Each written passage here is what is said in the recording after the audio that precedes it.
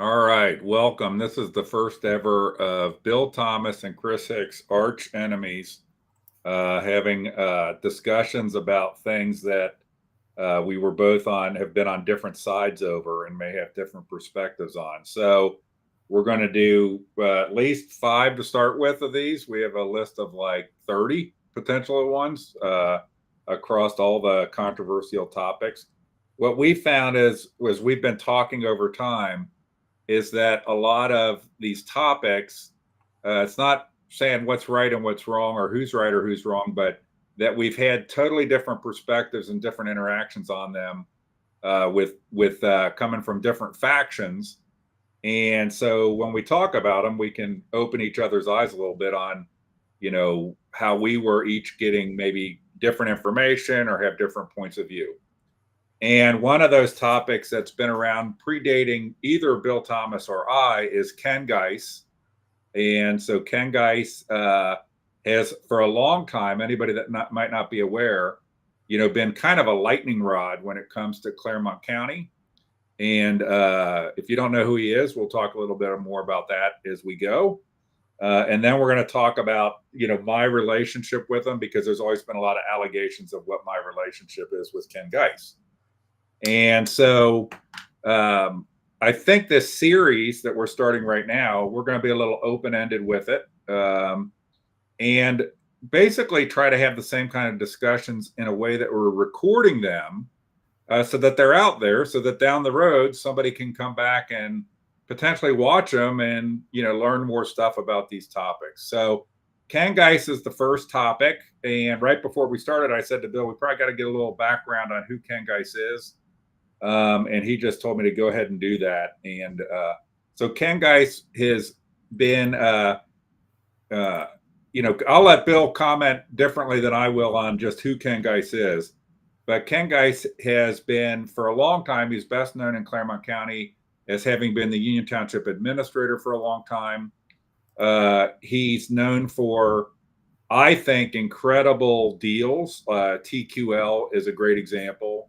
Jungle Gyms is a great example, but that those deals have always been labeled by some as being very controversial or unethical, or something wrong was going on within those deals in Union Township.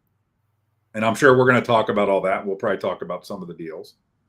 When Michael Logue and not when Michael Logue, but when the trustees in Union Township went from John, correct me, Bill, if I mess up, from John McGraw, Bob McGee, and Michael Logue to being Joe Dills, John Becker, and Michael Loeb. Ken Geis resigned as administrator of Union Township, and then he's become administrator of Batavia Village. Separately, Ken Geis has always had, which is a topic we can hit on here, I think, a consulting business where he helps different townships with different outside of Claremont County, typically. I don't know if he's done it inside of Claremont County with TIFs and JEDs and things like that. We'll talk about what those are. So that's Ken Geis. So there's a long-standing history of Ken Geis, long-standing history of controversy around Ken Geis. I think mostly invented, is my opinion, invented controversy. But what we're going to do in these calls is Bill and I are going to try to, in these streams, not kill each other or anything. We can't. We're remote from each other, so we can't. We'd have to get in our cars and come. But to talk through these kind of issues. And on this one, because it's always been insinuated that I have a tight connection to Ken Geis. That Bill's basically I've told him on any of these calls, and hopefully it's both ways, but on a topic like this, he can ask anything, challenge me on anything, talk about anything. I did, because I knew this was the topic, I did put together some just background points so that I know, because I can't remember sometimes years and stuff like that things have happened. So that's kind of the background on Ken Geis. And Bill, is there anything you want to add to just the background at this point? No, I think we'll cover a lot of that as we go through this. Okay, so where do you want to start? This is your call essentially to challenge me or to ask me anything you want about Ken Geis, and we can then, I think that'll lead to a broader discussion. I think that we started 2010 when Ken Geis first initially started or switched, I should say, or he was in Union Township as a administrator for a while. I believe he used to work in the police department at some point. He did what? He used to work in the police department for Union Township. Okay, yes, that's true, I think. And then he transitioned to township administrator. I don't remember, it was like 2008. I don't have the exact date. I just know he left and went to CUC, I believe around 2010, for a few years. I was actually trying to pull up some. Okay, so I looked up the accurate dates for this. Sure. So he was a township administrator. I don't know when he became township administrator. He had left to go to CUC from 2006 to 2010, and came back to the township in, he came back to, this has to be a little bit wrong. He left in 2010, and then he came back to the township in 2012. Correct. Okay. So he left from for 2 years. From 6 to 12, he was, I think, out of the township. Or I think I wrote this down wrong. I think he came back in 2010. Go ahead though. Right. I think he left. I think he left in 2010. I think he was gone from 6 to 10. Okay. Regardless, when he left, he had come back in under a contract, and in that contract, he had, Lloyd Akers had signed off on it, but it was apparent that Ken had written his own contract, essentially, the language in it, and then it went through their legal channels. My issues have always been, I don't think that's true, but let's go. But I want to talk about the nepotism side of it. So, but hold on a second. That he wrote his own contract, I don't think is a true statement. If you look at the actual contract and you scrutinize his contracts throughout the time, you'll see that the language, it's pretty clear that Ken wrote some of his own language in those contracts. So I think that let's go back a little bit here, when he left and what happened when he was gone, because I think there has to be an important context here. So when Ken Geis left, what gets missed in there is that in the intervening years that he was gone, two things happened. First off, I think TQL was off to the races at that point in time in the Ivy Point project. Okay, before that. So let me take that back. I'm getting these years messed up. When he left the township, is when there was a massive scandal.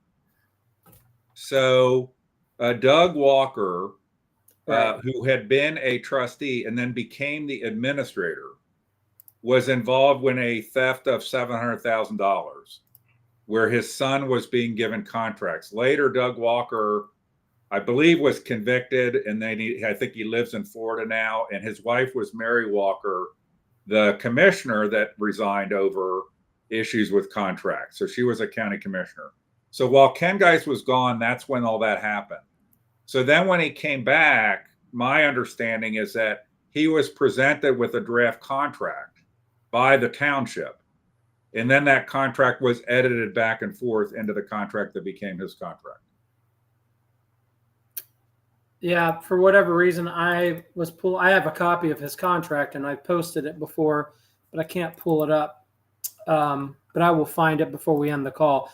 Let's shift gears since I have the information up. Let's talk about. Well, but hold on a second. On his contract, by the way, Mhm. so I believe that what happened actually is when, after the scandal involving Doug Walker and the $700,000 of payments to his son for basically bogus contracts, there's no question that the township wanted to get Ken Geis back, because the other thing that happened in the intervening period is that the real estate market collapsed. So when he left in 2006, those of us that remember, in 2008 is when the market collapsed. So that meant that CUC, where he had gone to, wasn't doing nearly as big of projects. And you had at the same time the township having had a $700,000 effectively embezzlement scandal. So I don't think there's any question, Bill, that at the time they were begging him to come back. So, and that's I don't know, I did this on contracts I was involved in, is if you were getting begged to do something, you're in the negotiating position to negotiate and I don't think there's anything at all nefarious about somebody negotiating for a contract that's favorable to them.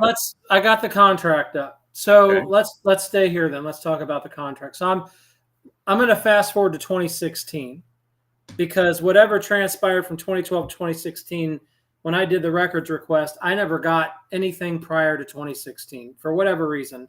I can't really dig into why. No, I'm sorry. Here it is. Here's the 2012 contract. I apologize. He did include it in here. So his original contract, Ken Geis, was brought in Section 1. The administrator shall receive an annual salary of $110,000 and all other benefits consistent with full-time exempt departmental supervisors with at least 25 years of service. Blah blah blah. December manual through December 13th, except that the administrator is not eligible for payment of accrued but unused sick time if the administrator voluntarily resigns or retires. And that is a very important term. Down in the termination and severance, if the administrator is removed from office with or without cause, the administrator shall be entitled to all earned but unused sick leave and vacation, a reduction in provision 3, which is normally modified. So his original contract when he came back his contract has always said entitled to all earned but unused sick leave and vacation. I've been in business a long time. You've been in business a long time. Have you ever seen a contract written that allows an employee to be entitled to all earned but unused sick and leave vacation? I've never seen that in a corporate contract. I've never been involved in, so in the IBM world, which is the only place I would have you would have ultimately got paid for all. So, but it wouldn't have just kept accruing. So in IBM, you would have got both in IBM and Accenture, you could build up these big nest eggs because they had a lot of consulting elements to them. So this is my personal experience. Is the idea was if you built up a huge, unused thing, theoretically for your psychological health and stuff, they were encouraging you to take your time off, like not to get paid for it. But if you went I believe in both those organizations, if you went beyond a certain point and hadn't taken it, you got paid for it. Right. So you didn't lose, you never lost any because Accenture was more tried to encourage you to take the time off than IBM did. Right. But in both cases, you always got paid. But you always lose your sick time and time. And sometimes corporations will let you carry a week or two over to the next year. But then that year, you can't carry that previous year over to the forthcoming year. I've worked for Procter and Gamble, But I British don't get, Telecom, all these companies. None. so how, let's assume that that's unusual. I don't know that it is in government. I haven't looked at enough government contracts. But my it is point, Bill, on this topic is, why does, if the township was willing to agree to that, notwithstanding that, I don't even know how much big financial implication it is for a guy that brings in, tens of thousands of jobs into the township. Why would Ken Geis be the bad guy for having that in a contract? It's not like he was getting some under the table payment or some bribe payment or something. It's he negotiated a term. Let's assume he negotiated that term. I don't know why you would do that. Why wouldn't you just say, I have to be paid for it every year? Versus it keeps accruing forever.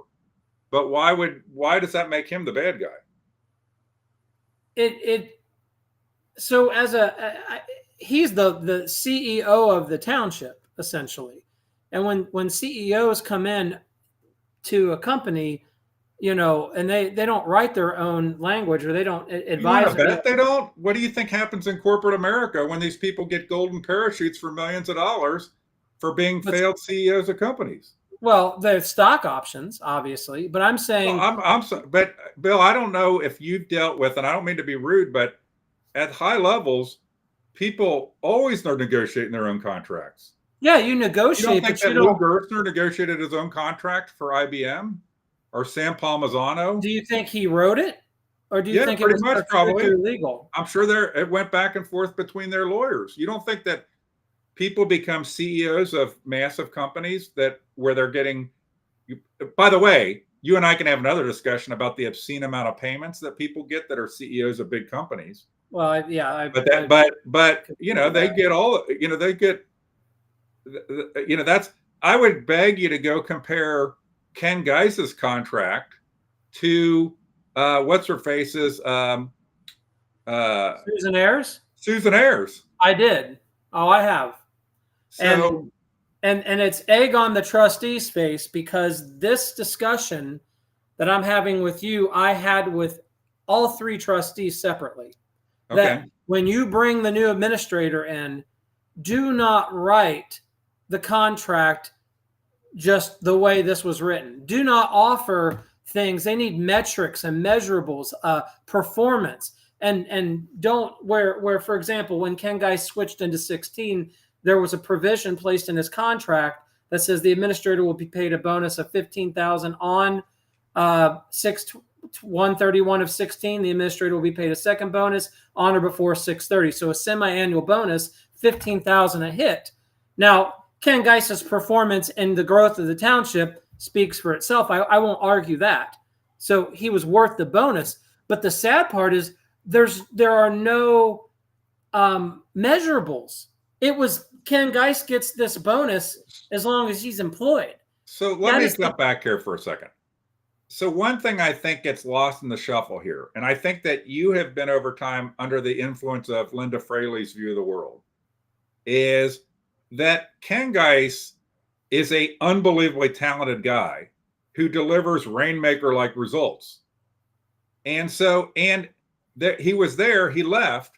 There was a scandal of $700,000 being stolen. Then he comes back, okay? And, I would put it in this phrase of, at that point, he was a known commodity. He was already known as being a kick-ass rainmaker, where he's going to create all kind of good economic things to happen to be able to fund safety services and otherwise. So Chris, let me finish.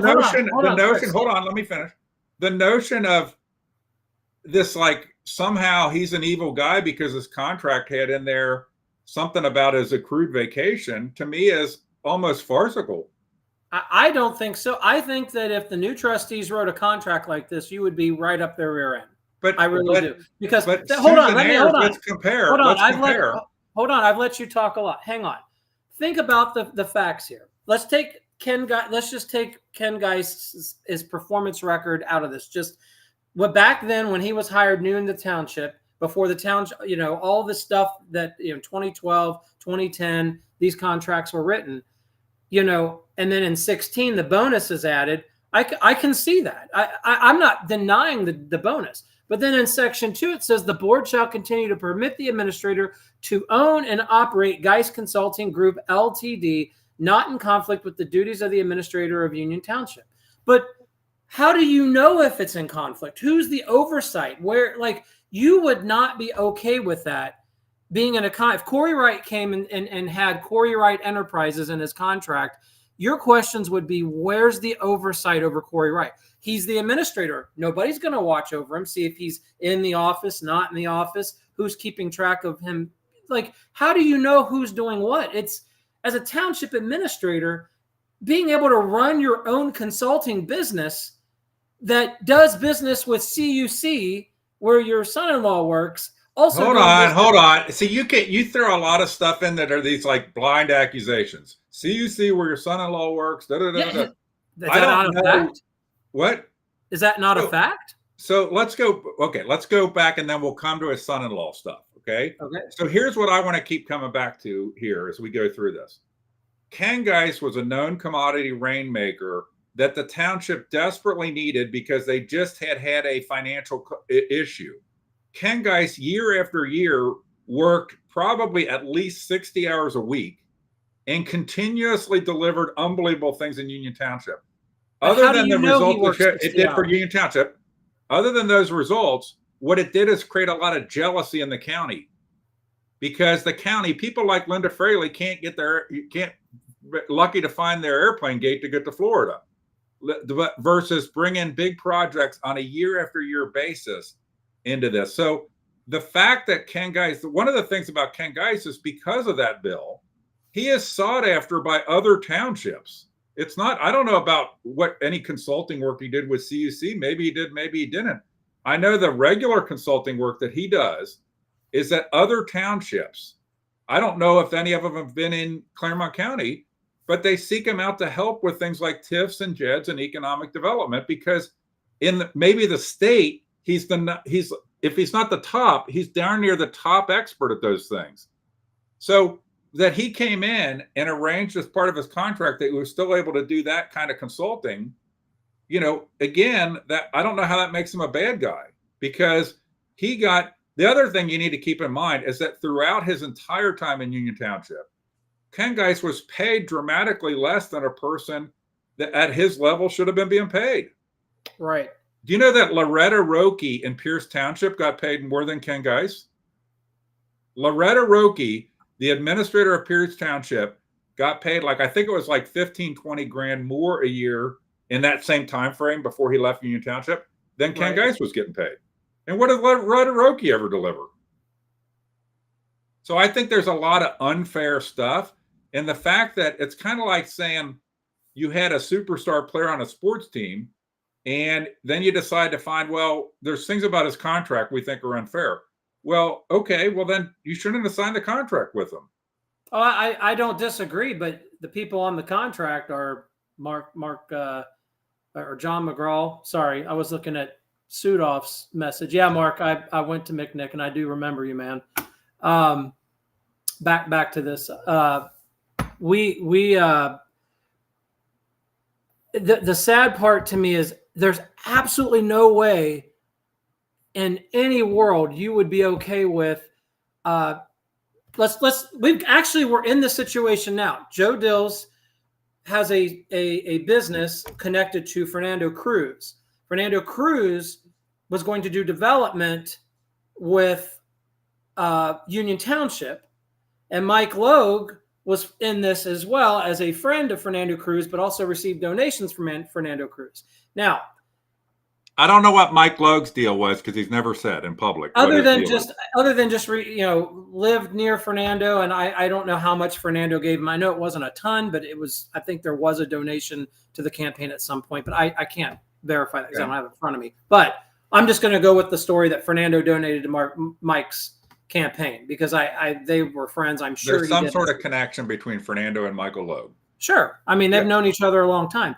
But you would not be okay with Joe Dills being a trustee while working with Fernando Cruz in a business. But there's a huge difference. Fernando Cruz has business before the trustees.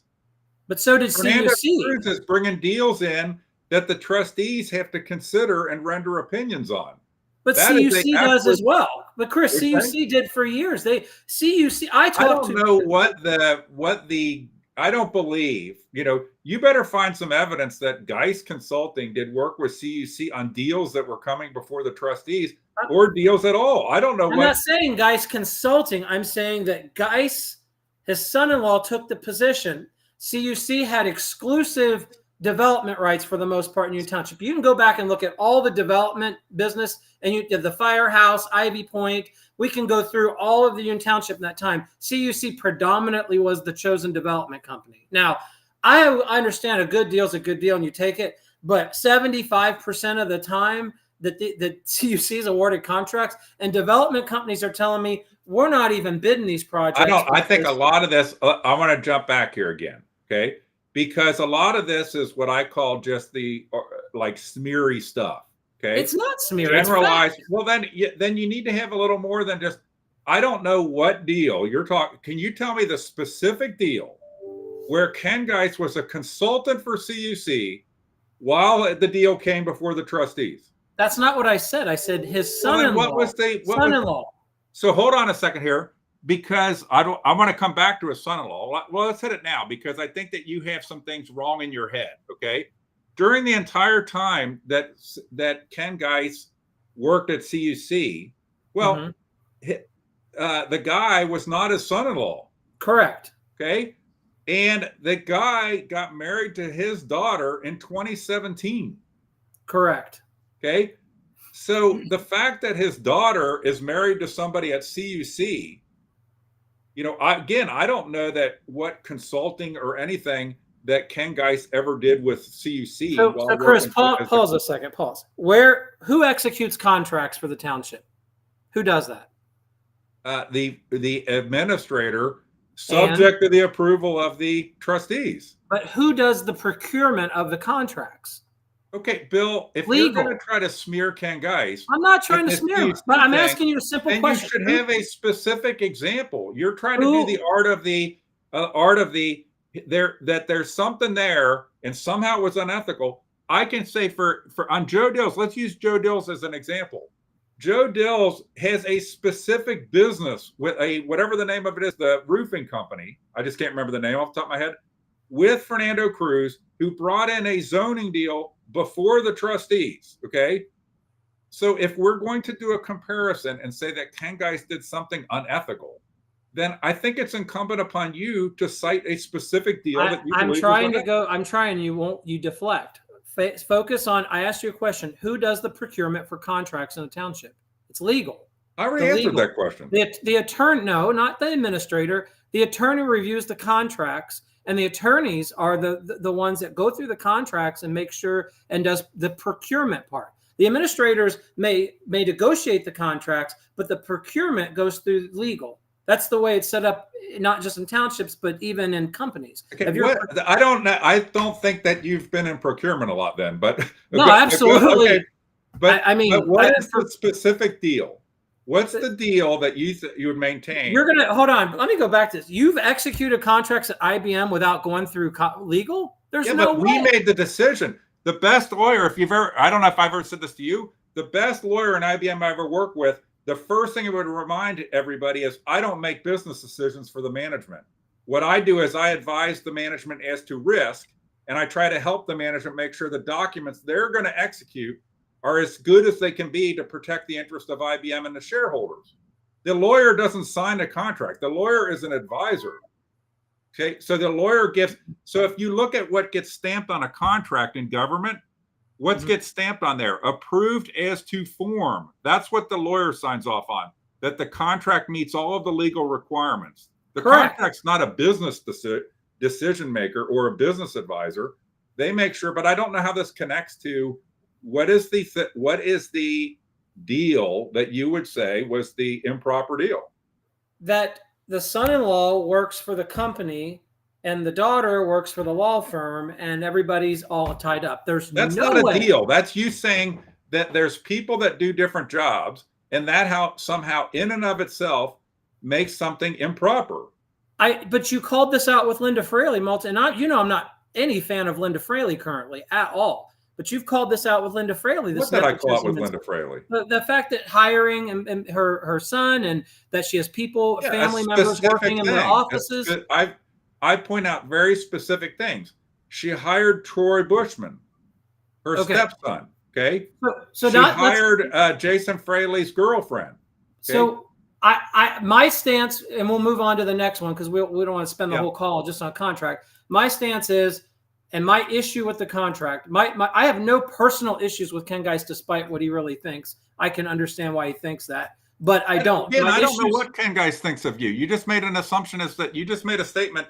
Oh, I know how Ken Geis, I know what Ken Geis thinks of me. I've looked him in the eye in a meeting. He does not like me, and that's a fair thing. But so hold on a second before you jump forward, because that was a smear of Ken Geis. So one of the things that I wrote down on my notes, because I'd be like, what is one of my biggest criticisms of Ken Geis? One of my biggest criticisms is the guy does not defend himself. The guy has been habitually smeared through the Jungle Gyms deal, through the TQL deal, through Ivy Point, through all this nonsense that he somehow, some unethical thing, and he never responds. And I bet you that's the same with you. But Chris, I have dozens of instances. Again, it's like people in government do things that may be legal, but it's unethical. You've talked about this many times. Just because something's legal doesn't make it ethical. For example, the idea that people work for TQL, pay a 1% income tax to the city of Milford through a JED that was agreed on, and those employees do not understand that a portion of that money, I believe to the tune of $40,000 per month, is a check written back to TQL of that tax money. So now, okay. So Bill, if you're going to say this stuff, okay, it's nonsense, because the nonsense part of it is just so everybody understands that may be listening, that may not even understand what a JED or a TIF is. So in economic development across the entire state of Ohio, there are a lot of times TIFs and JEDs. Okay, and a TIF it's called tax increment financing, and what it is that let's say you have a set of land, like what Ivy Point was. Anybody that might be familiar with Union Township, Ivy Point's where TQL is, and at one point it was, I guess, a farm field or whatever was there. Nothing was there. In a TIF, what a TIF does is say that we're going to do an economic development on this property, and that economic development is going to make the property's value go through the roof compared to what it is. So farm field versus headquarters for 10,000 people or something, or more than that. So what a TIF does is it allows borrowing against the future value of the property to be used for the build out of the infrastructure and the provision of safety services. So a TIF is what allowed, if anybody that hears this drives through Ivy Point, the TIF is what allowed the building of that road and all that kind of stuff. That's all the infrastructure that got, just as an example. So that's what a TIF does, okay? A JED is basically an income tax, and townships cannot have income taxes, but they can do, it's called a joint economic development district. So Union Township has a lot of joint economic development districts with Milford, because Milford, there's laws about how how close they are and whether they have an adjacent boundary and stuff like this. So on a JED, Milford has a 1% income tax. So places in Union Township that have a JEDs largely have that there's a 1% income tax that the people pay there. So TQL people pay a 1% income tax. A big chunk of that goes to the township. A small sliver of it goes to Milford, okay? And then some sliver of it goes to TQL, okay? So now remember, the structure in Union Township of TIFs and JEDs has routinely generated on the order of $5 to $6 million a year that goes to safety services in Union Township, police and fire, et cetera, okay? So the JED, the companies that do the JED can get a cut of it also. And that's part of the negotiation of an economic development deal. And all these places, whether it's right or wrong, in order to have economic development take place, you have to do it. So you have to get. Chris, I'm sorry. You can go on and on about this, but I don't care if Gene Schmidt was behind it in passing this legislation with the assistance of Ken Geis. I don't care how it got passed. It is wrong to tax employees as a company and get a kickback of that tax money for any reason. There's no excuse for that. Nobody gets a kickback of the tax money. Okay? What do you call $40,000 a month in a form of a check coming from Union Township? I think that what that is legal economic development. Okay. And if you don't like the statutes, okay, the first thing comes back to, again, if you don't like the statutes, then go get them changed. Call up Gene Schmidt and get them changed. But the point is, you're basically saying all the employees in the Ivy Point district is paying money through a JED. I don't know about the other companies like Cinco and. I think that whole area does. Right, but I don't know if they're paying. Sure. But I don't know if Cinco as a company gets money back from their JED. All I know is, I went through Ivy Point's contract, and Ivy Point gets a percentage of the money collected, but Milford gets 15%, Union Township gets 85%. 85 of that 85%, TQL gets a percentage of the 85% each month back. These are people that are working and paying a 1% income tax, and a company getting any money from that. That is preposterous. Okay, so you can, again, I am supportive of economic development that does three things: generates radical new jobs, creates dramatic increases in property value, and funds infrastructure and safety services you could otherwise not pay for. And just so we're clear, so would you be happier, Bill, if TQL was in Anderson Township? Under the same deal, would you be happier? I would still be playing golf. I'd be playing mini golf over there with the waterfall still if it weren't for that. So. Now, the waterfall went away well after TQL was there. Well, so what I'm saying is the waterfall went away, and the putt-putt place went away when 32 got redone.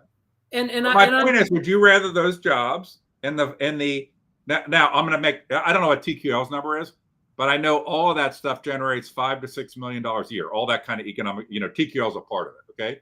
Would you rather that all be in Anderson Township and Union Township not have the safety services that it has? So that contract that we're talking about was up a few years back with the new trustee board. So, what and contract? just so this JED, the JED contract was up. Okay. I think it was in 2022, maybe 23. And I had a meeting with the trustees, again, separately, to discuss that. I said, do not renew that. You guys ran on this conservative platform, and this is tax money that workers are paying in a tough economy. It's the same argument I have with Milford Schools and their income tax. It is wrong to tax people and companies that are making millions of dollars and TQL's hundreds of millions of dollars to get that extra oomph every month. They don't need that $40,000. Distribute it back to the employees. Well, then go send a letter to TQL. Well, yeah, because the Byrne really cares that what I think. No. What I'm saying is, I'm not blaming the trustees. I'm not blaming Ken Geis on this issue. I'm blaming the idea that we're, as a township, abusing it because the new trustee board I don't think it's re-signed it. What's the abuse? It is. Chris, I've talked to a lot of conservatives about how JEDs work, and they're disgusted by it. Lots of us are disgusted. Well, then they should all go rally the legislature. Well, we're working on making sure boys can't turn into girls in the schools. Okay, well, then we supposedly have this super majorities in the legislature, but we don't. It's well. Then you're saying something about the legislature. I think how the legislature works. I think that economic development, is so. If you are an administrator of a township or you are a city manager of a city, there's a set of laws that are in place in the state of Ohio that are there to help you try to recruit companies. Now, to the degree that those laws only help, cause competition just between Ohio, like Anderson Township, Union Township, that kind of thing, then that's not productive. That's a zero-sum game. Why is Miami Township not using all of this? Because JEDs. Miami Township can't do shit. Miami Township, let's compare and contrast. What's the biggest economic development project in Miami Township in the last 10 years? Probably Mike's Car Wash. Okay. So the fact that Miami Township, see, this goes to the jealousy thing. Because of the fact that the county cannot do, I could ask the same question. What's the biggest economic development project in the county in the last 10 years? The fact Ken Geis could do economic development projects in Union Township, where maybe not every year, but every couple years, he's doing an economic development job that none of these other places in the county can do. So Linda Fraley gets jealous, other people get jealous. They try to throw it under the bus. Miami Township, if you live in Miami Township and you hear this, you should be super pissed because the land by that marquee, okay, that the marquee, that's where the Mike's Car Wash is by there, isn't it? Okay. That land going up the side there, that's the best possible land in the populated area of the 275 Beltway. And that should be a hospital or a community college or something there. But Miami Township can't get its head out of its ass doing economic development. And I don't disagree that there's tons of lost opportunity in Miami Township. I've had meetings with Jeff Wright many years ago and Carl Schultz and those guys about development and Section 8, how Section 8 destroys communities, and they need to get rid of the Section 8 in the area. I mean, look at Piccadilly and Union Township. Absolute disaster. And now that that's been converted, it's much better. The whole area over there is much better and safer. But focusing on this, I know, and we can move on because this argument or this debate will not change. I do not believe it is right for a company to tax an employee anything and get any money from that tax at all. If it goes to infrastructure for the township solely for that, I'm okay with that because it's costing the people of Union Township something more for that to be there. I agree with that. But to give TQL $40,000 a month of that JED money, absolutely wrong. I'm sorry. I'm not a proponent of that. However, I would have no problem with signing that deal if that's what it took to get 10,000 plus jobs. All those people, eating lunch, doing stuff around, being more inclined to live in Union Township. Let's say we did that to get them in. Okay, great. So when the contract was renewed, and I'm holding hard on the previous trustee board. I'm furious at the current trustee board. Well, but Bill, it hasn't been that long. Hold on, don't interrupt. Okay. I'm furious at them because they had an opportunity to renegotiate those JED terms. John Becker, Mike Logue, and Joe Dills, and Susan Ayers. I met with all four of them on this, and the contract was up, and they could have went back to TQL and said, "Hey, we want to negotiate, and we want to keep all the JED money for more infrastructure." I would have been cool with that. But you know what they did? I was told, well, if we don't re-sign that, we might lose TQL on the township.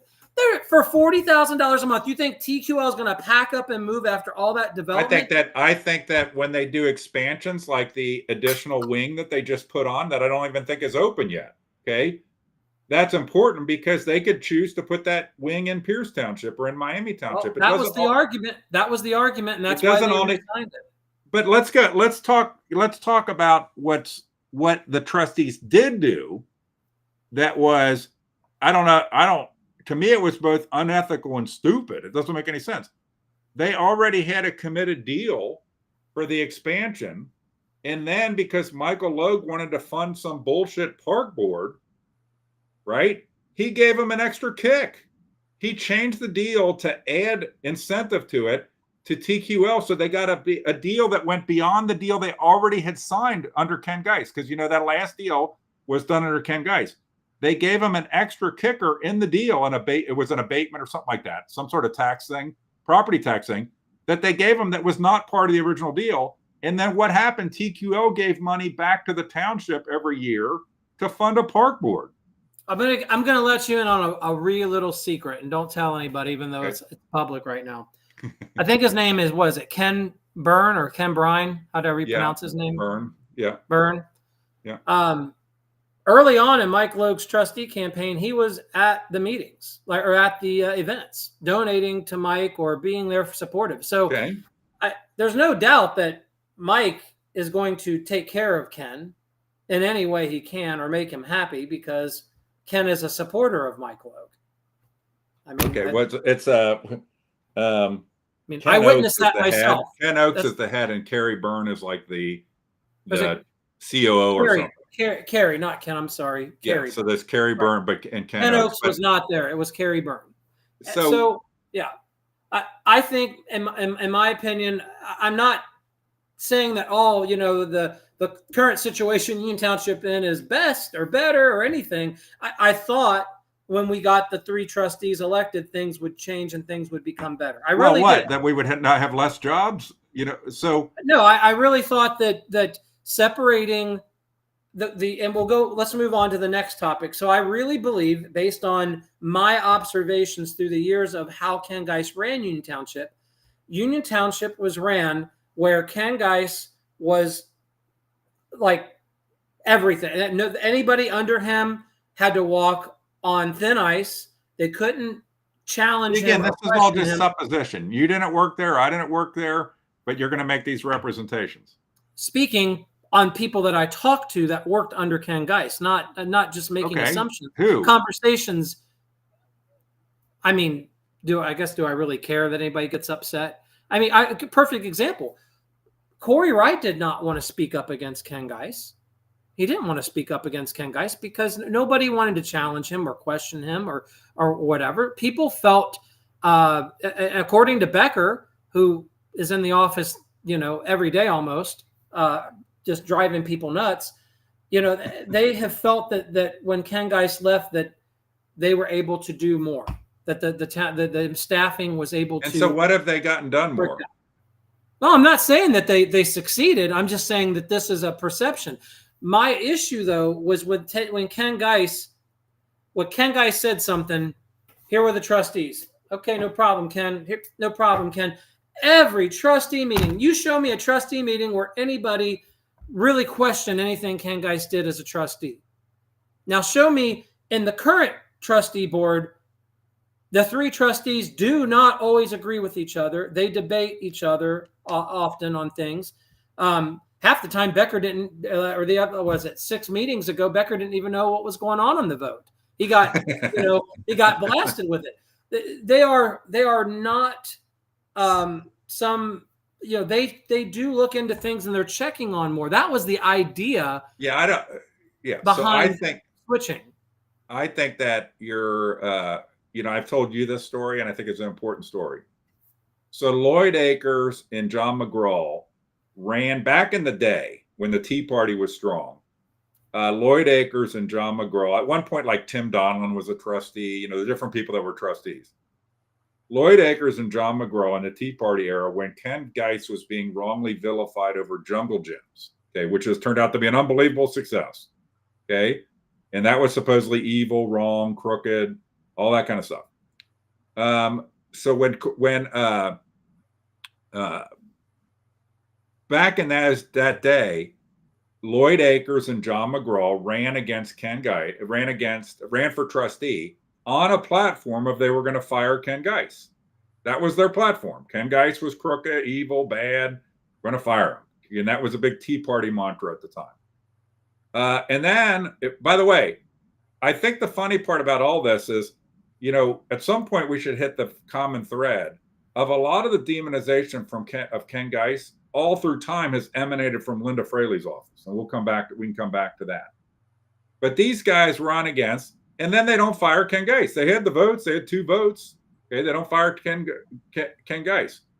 So I don't think, to be honest, John McGraw was ever really a Tea Party guy, right? A lot of people took advantage of this. I don't know about you, Bill, but I don't see John McGraw as a Tea Party type guy. Like Lloyd Akers, who's deceased now, absolutely was a Tea Party guy. And he used to help me put up political signs and stuff. And we would ride around in his truck and we'd get talking. I think I've told you this story. I asked him one time, just chit-chatting, why didn't you fire Ken Geis? Why don't you make a move to fire Ken Geis? And Lloyd Akers' response was that he came to realize when he was in there that Mr. Geis, and that's what he said, Mr. Geis never brought us a deal that wasn't a good deal for Union Township. And then he would go into like, well, I was still against Jed's and I'm not going to vote for a Jed. But so I think one of the things is that's a lot different now is that Ken Geis, unlike, I don't think Corey Wright has 1/10 of the talent of Ken Geis, to be honest. And because of that, he's a lot more uncertain of himself. Because of that, he doesn't have other options. Corey Wright doesn't have other options. Okay, or does easy options at this juncture, given that he went to Union Township, quit, went to Loveland, quit, came back to Union Township. He's kind of stuck. So I think that one of the things that's different is Ken Geis was always bringing in these big deals, and we don't have any big deals anymore. We have pot shops. We have volleyball court at, now this Rumpke thing looks to be a good deal, like a big deal, but, and we have deals that are like, let's build some more bars and stuff. I'm not against that. I think that's good. Ken Geis is, from knowing Ken Geis, his attitude is the way it starts is by companies that are providing good jobs and by being a desirable place to live and having the kind of housing stock that people want now. And so when you have those two things, then things like bars and stuff take care of themselves. People build restaurants and bars because people are there, because there's jobs there and there's housing there. So now they need bars and restaurants. But I think one of the big differences now is that Ken Geis could bring in big deals all the time. Chris, that's all great. Ken Geis can bring deals. He can, make Union Township 100% concrete everywhere. Here's why the trustees. That's another smear. Make it 100% concrete. Hold on. The trustees all lost their elections. Okay, we can debate all we want, but the people knew what was going to happen. They knew Ken Geis would leave if the trustees got replaced. Everybody knew that. I mean, it was very clear. I don't know that. If I see, this is like, Bill, I'm sorry, but it's bullshit. If I walk down my street and asked everybody in my neighborhood, did you know Ken Geis? First thing they'd be is, I don't even know who Ken Geis is. I voted for Michael Logue because there were pictures of Matt Beamer taking bags of cash and people were whipped up on Miller Place. I didn't even get my bags of cash mailer until after the election. So my point is that the average voter, you're acting like, oh, they all knew Ken Geis was going to, I don't think they knew shit. I think they got involved in an emotional there's several hundred people on change about how supposedly Matt Beamer and other trustees were supposedly taking money under the table as pictured on totally absurd and obscene campaign mailers that had them photoshopped carrying bags of cash. But that's not why the trustees lost the election. The trustees. I think Matt Beamer might beg to differ. No. Matt Beamer did not lose because of the bag of cash thing. Was the bag of cash mailer wrong? Absolutely. Mike didn't even need to send it. Like I said, I didn't even get mine till the day after the election. It didn't show up in my mailbox until a day late. So he sent them out too late. But the bags of cash mailer is not what cost the election.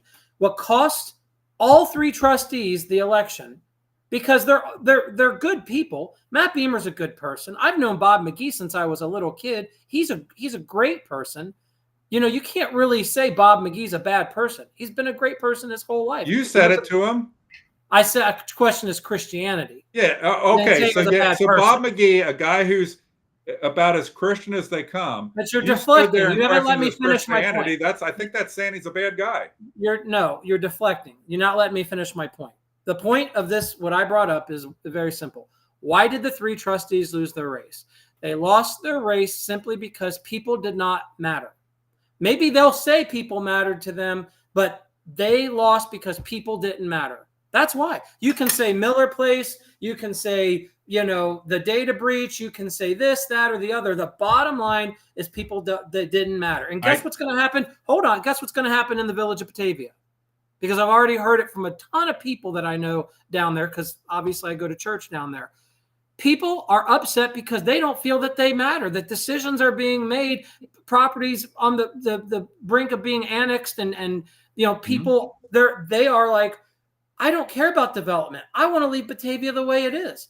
But it doesn't matter what Ken Geis thinks. It doesn't matter what the mayor thinks. What matters is, what does the majority of the people think? So what's going to happen is the people are going to come in and do the same thing that happened in Union Township down in Batavia. They're going to vote that mayor out, and they're going to vote change of members. I don't know if they have city council members like Milford because they're a village, but they have a mayor.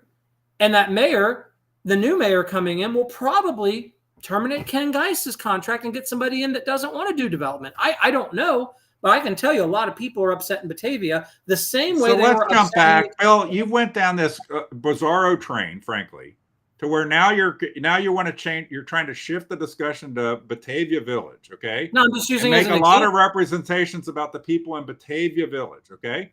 So before we go do that, before we go paint that picture, I'm going to call complete bullshit on your election analysis. Let's talk about what really has happened to the trustee races in Union Township. We went from races where people were spending $5,000-$6,000 a race. That's the Bob McGee, Matt Beamer, Tim Donlin type, John McGraw type race, 5, 6, 7. To Right. all of a sudden, Michael Logue, okay, and Joe Dills in particular, and I'd have to go look at John. No, I want you to go look. I want to know Okay. the number because it's not as high. Logue's is, but Dills isn't, and Becker's isn't.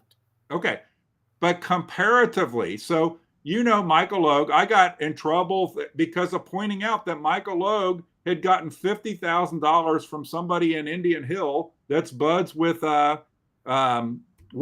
Okay, he's a all of a surgeon. sudden now in Union Township to run for trustee has become from what it was, $5-6 grand, people putting up signs, to $30,000 to $50,000 or more to run for trustee. But that's the second race, Chris. That these wasn't the guys first race. are buying these elections. That's the And second the funny race, part not about the it first is that race. they say that they're buying the election. That's one of the things the Claremont GOP, we're going to get people buying the elections. These people have come in with a lot of cash into these races. Even Joe Dills. I mean, Joe Dills, his almost a significant, I didn't know we were going to go here in this discussion, but a significant percentage of his fundraising, isn't it? It's like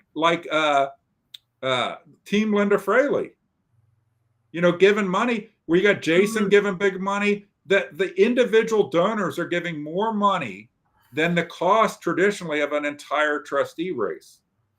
So all of a sudden you just have these ramped up things. You have these congressional type mailers with Matt Beamer carrying cash. And if anybody has taken Union Township from a place of being, what a township, kind of like a normal township, it's these guys that have turned it into springboards, because there's no question Michael Logue and Joe Dills may, have seen trustee as a springboard to higher office. And so the notion that, that the previous trustees didn't care about the people. No, the previous trustees didn't have the means. At one point you accused me of having like that I had done something with Matt Beamer's campaign. I did nothing with Matt Beamer's campaign, nothing. And I was in Florida. I came back from Florida and I had 5 mailers. I had 5 mailers against Matt Beamer in my mailbox in a Union Township trustee race. Who did you say donated a lot to Logue? You said Fraley? No, to Dills. To Dills. No, I'm looking at his campaign financing report, and I'm just not seeing it, but I'm still trying to run through it. What Jeff Likens? Oh, here it is: 8,000 from Jason Fraley and 11,000 from Jeff Likens. And there's a person on that that doesn't have the last name Fraley. That's another relative of Fraley. I'm sorry, this was his 2020. This is 2020's report. This is not the trustee. This was the rep report. So my point is that Linda Fraley, and if you look at all of this, and you and I have had this discussion a little bit, they're always behind the curtain to demonize and vilify Ken Geis, who I think does an excellent job and has never been in politics, has never run for office, has never been part of any central committee, gets hired to be administrators and does an excellent job. The person behind the curtain is always Linda Fraley.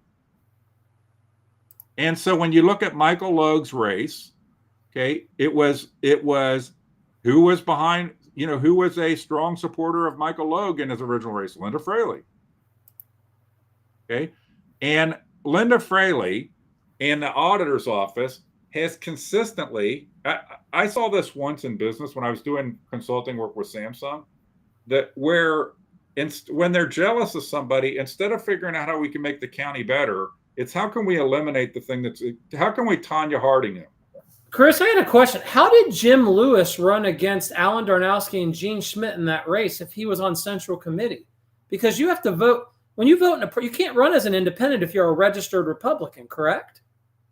I have no idea about Jim Lewis running any race. No, I didn't know this either. I have no connection to Jim Lewis. I know who you're talking about, but right. I don't know But I know it just popped up, and it sparked a thought that Jim Lewis ran as an independent against Gene Schmidt and Alan Darnowski in that election. But I thought you had to be a registered Republican. Anyways, that's for another discussion. That caught me off guard because he was on Central Committee, and I just don't understand how he could run as an independent as a registered Republican, because you can't do that, from what I've been told. But anyways, the last thing I wanted to discuss was the Roku virus, and I think there's a lot, and this is evidence, like clear. You can't call BS because I've got the facts right in front of me. Where Ken Geis made up stuff, he lied. Things were given to the Sun that were inaccurate, and it's this is what really had set me off at that time when I found out that I couldn't get certain emails and records because they were all lost. Everything from Union Township in their email system was completely lost. So what I did is I pulled the records from the audit company. And the state actually came in and did an audit and had the findings were that the system of backup was not up to speed, essentially. And then I have invoices of a ton of money where they spent, the systems in Union Township were down 10 days. And Sky Data was the company that came in and did all the recommendations. They said the current backup process was outsourced to local MSP, details on the methodology not shared, testing cadence not shared. So when I start, as an IT guy, when I start seeing things like methodology not shared, cadence for testing not shared, backup routine not shared, that's telling me that the township didn't have this stuff set up properly, or the contracted company the company they contracted didn't have it set up.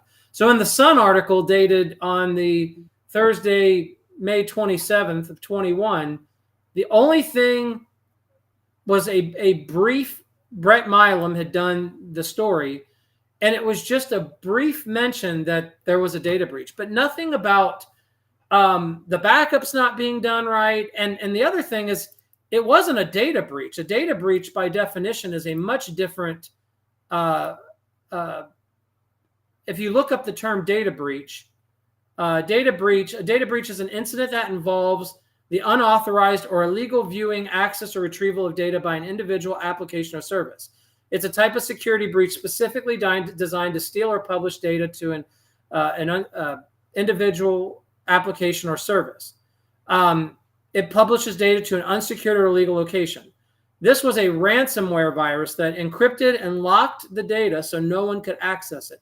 This is targeted ransomware variant called, it was Ryuk. Sorry, I think I called it Roku, but it's Ryuk is how it's pronounced. As seen in the picture, is a unusable. So unlike most viruses, the malware does not rename or append any extension to the encrypted files. The group held its decryption key, blah, blah, blah. So the perception was this was a breach of data. That's what was told to the Sun, all of that. This was a ransomware virus. Somebody within the network brought this virus into the environment. Nobody just data breached Union Township. Somebody brought the virus, whether it's a staff member, somebody with access to the network, opened something somewhere and infected the system. That's how ransomware works. In the Sun article, Geis stated the breach was detected quickly by our IT department. That was false. As you could, from the screenshot taken from the conversation at the time of recovery, it was stated to Brent Grammel that Allison said the website popped up on her when she logged back in. Not sure it's related. Some kind of ransomware. Response from Grammel: I don't know what's going on. Trying to figure it out. There were days of emails that I have before this was figured out. That's not quick. And also on the article said the network is back up and operational, and the investigation is a work in progress. Fortunately, for some of the security measures that we did have in place, we did have the ability to get the systems back up and operational without significant loss in data from what we currently do. Now, that is inaccurate because all the emails they never recovered. There was a significant loss of data. And if anybody in Union Township today did something like this, you'd have their head, absolutely have their head. And you glossed over this situation like it was no big deal. Why did you give these guys a pass on this as a watchdog? I don't know that I gave anybody a pass on anything, Bill, but at the time, remember, you also had a Facebook page where you hit on things, and I think this was one of the things.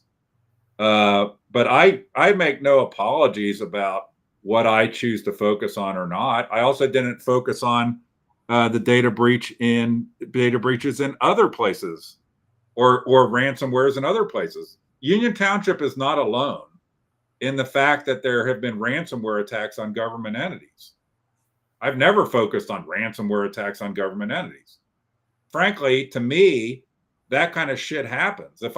Frankly, at the time, I don't even know. You'd have to look at the time period it happened and what I was. Go look at my Facebook page and see what I was. I did. I researched the page that you. No. You're answering a different question. I said go look at what I was focusing on at that time because I'm only one person. I only have so much capacity. By the way, I tend to focus a lot on things that people bring to my attention.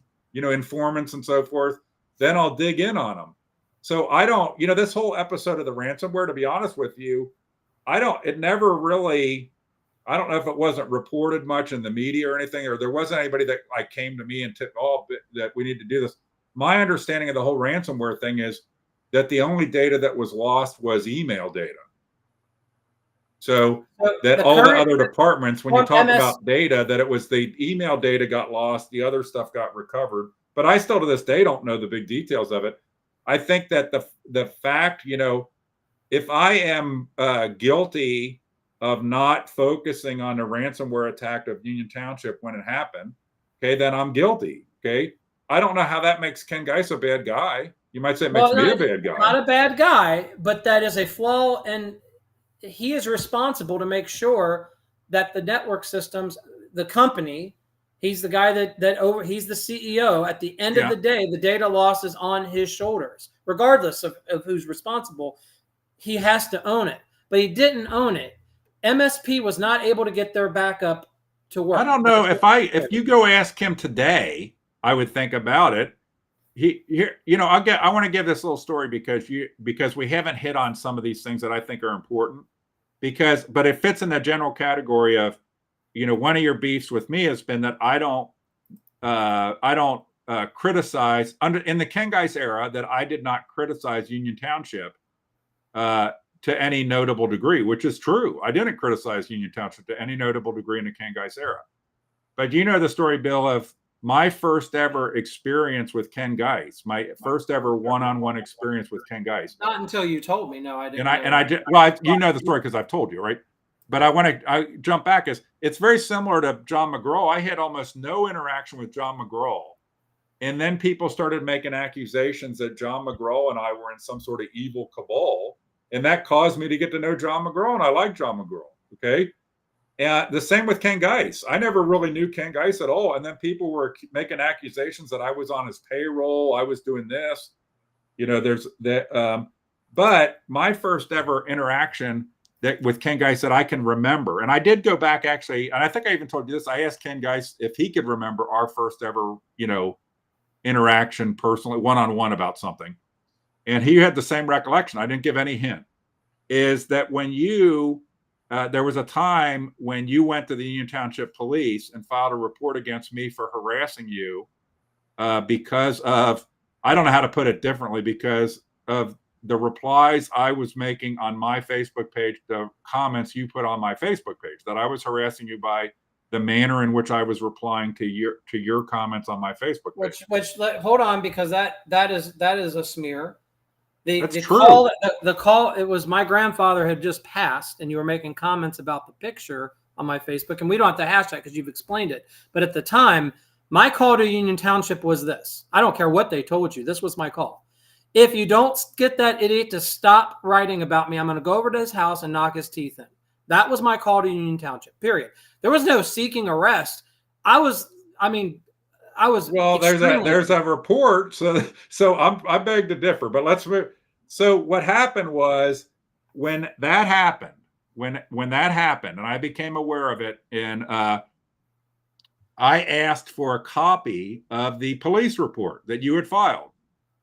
And I was told that I had to pay 10 cents a page for a copy of the police report. Okay. Right. And so then I'm like, I don't have to pay 10 cents a page. If you can deliver it to me. Previous to this, you had never met Ken Geis or. This is my first recollection of any interaction with Ken Geis. That's why I went and asked him, because I'm like, is there some other interaction we had? Or John McGraw? Or John McGraw too? John McGraw, I don't remember when I interact. My point was, my point with John McGraw is I never really had much of any interaction with John McGraw until people started accusing us jointly of some sort of cabal that didn't exist. But back to Ken Geis. So what happened was I started bitching that I don't have to pay 10 cents a page. And I'm going to come back to your thing about the ransomware, is that I didn't have to pay 10 cents a page. So at some point, ultimately, Ken Geis calls me or emails me because I'm giving shit to the police department about not having to pay 10 cents a page. So I tell Ken Geis, I don't have to pay 10 cents a page. If you can deliver it electronically, you have to deliver it free. And he disagrees with me, and we kind of hash it out a little bit on the phone, but he says he's going to go talk to their law director about it, which I assume that was at Larry Barbier, and I'm assuming they talked. He called me back about an hour and a half later and told me that I was right and that he was wrong. And not only were they going to email me the records, but they were going to change the policy. And why do I tell that story? Is my experience with Ken Geis is that if, he's human like anybody else, okay? I'm sure he would say on some ransomware thing, hey, you had a ransomware. It's like, hey, you wrecked your car back, drove into somebody in your car. Are you wishing you would have driven slower? Yeah, I wish I wouldn't have done that. It's so my experience with Ken Geis is that whenever there's something that comes up, and this is probably the number one reason, if John McGraw fits in this too, but I'm going to come back to that, is that anytime I ever then asked a question about Union Township, I never had any trouble getting accurate records quickly. Did not appear anybody was hiding anything.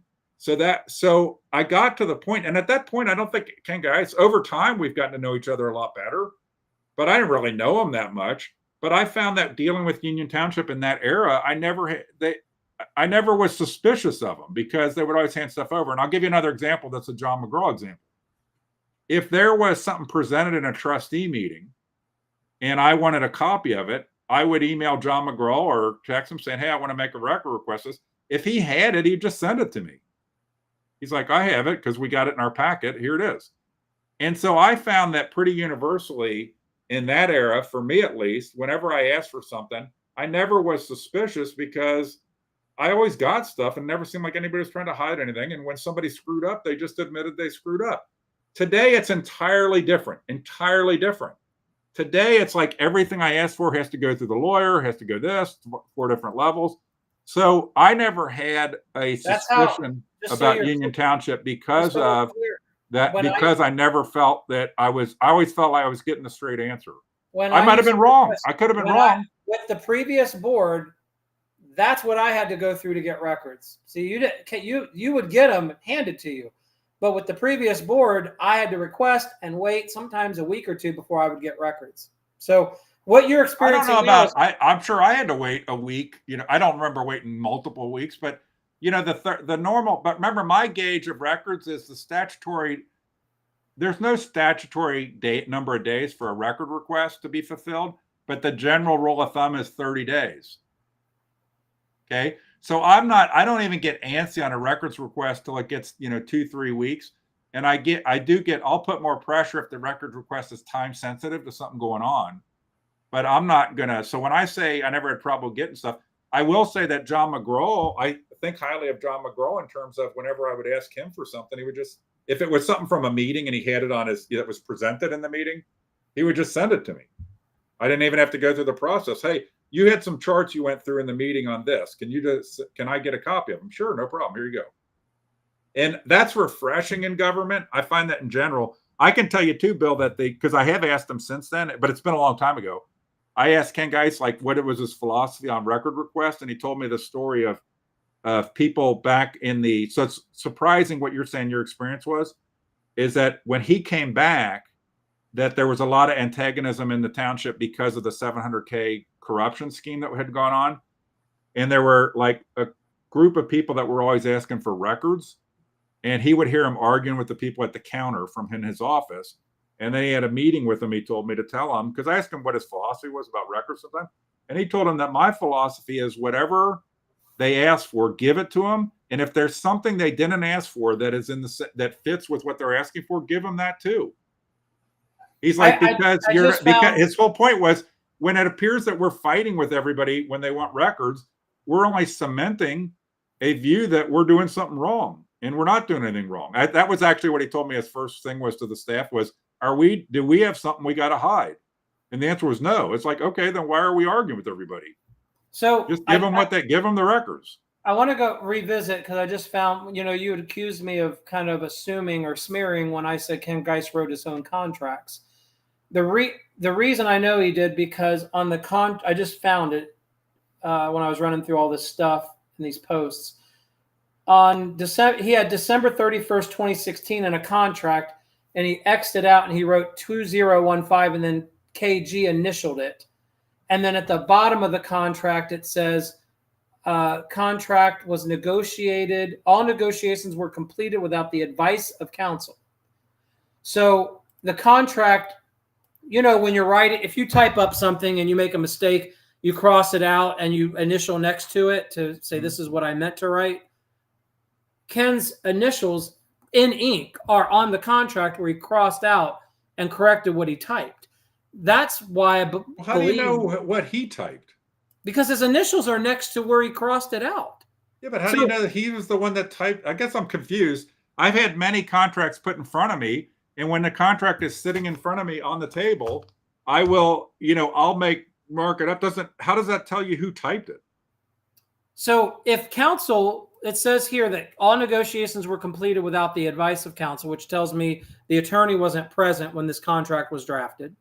So does that mean John McGraw sat and typed it, or Lloyd Akers, or Matt Beamer? I don't know. Because those are the only three. Who was the acting administrator then? Ken. This was a 16. I guess to me, this thing of going back to that somehow a contract. Ken is a brilliant guy. He delivers phenomenal results. And you're down to a date is crossed out on a contract and a new date is written in, and that's somehow he's evil? Well, again, I've never called Ken Geis evil. I said he does things that are unethical. For example, and then you go to Fairfield Township in Butler County. 2017, he made $40,000. 2018, he made $36,000. 2019, $37,000. Now, I don't know about you, but if you're working 80 hours a week in one township, how do you make $40,000 a year in another township and own your own company? Well, I don't know how I have no idea how Ken Geis bills. I don't either. But you obviously then have never been in a value billing environment. I have. Where I'll help you do this. I don't know. I have no idea how Ken Geis bills. But in a consulting world, if somebody's talented, they're not getting paid by hours. Well, we don't have to go back down to doing something. I'll help you get this in place. You pay me $50,000. I don't know. We don't have to rehash the contracts. I just wanted you to understand where my logic came, or where my proof came from that Ken Geis wrote the contracts. It wasn't just fabricated. I actually, there was a reason why I believed that. But I don't get the, it's kind of like the quote unquote smoking gun that I don't even know what's. I don't think either one of us are ever going to have a smoking gun because we won't agree on it. No, what I'm saying is, I don't know what's a guy in demand, who's in a contract negotiation. There is never a time when in all the consulting work I did independently, I always wrote everything. I wrote everything for me, and I never wrote it to my the own client, contract. and if they wanted changes, I made the edits that they wanted if I agreed to them.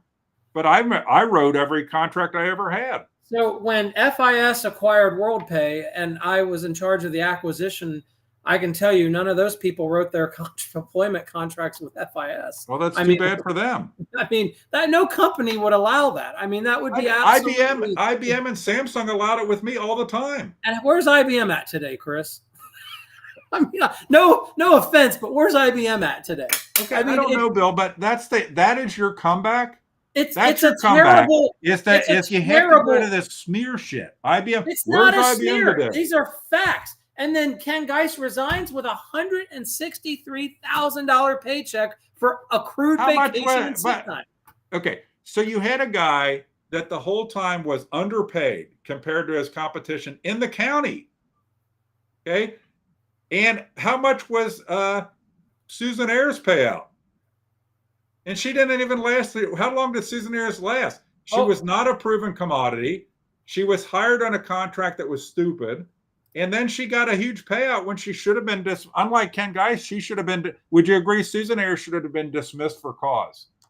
The whole thing with Susan Ayers, from her performance to her being a hidden Democrat, to her being absolutely the worst hire at Union Township ever made, to the Mike Logue, she was Mike Logue's pet project, to Susan Ayers' contract was an absolute disaster and an embarrassment to everybody involved in writing it. I would not deny any of those facts. I agree with you on all of that. And the current regime, and by the way, for all that, they got no results out of Susan Ayers. They only got money out the door. Okay, they got nothing. If it was up to Becker and Dills, Susan Ayers would have been gone a long time ago. Then it's unfortunate that Dills changed his position.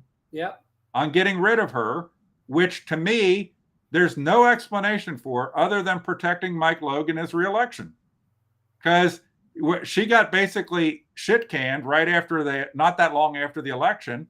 But before you might have been there. Do you remember in the candidate forum where Michael Logue is all about how great Susan Ayers is, the CEO, the first woman, when everybody already knew, Dills and Becker already knew she was a disaster.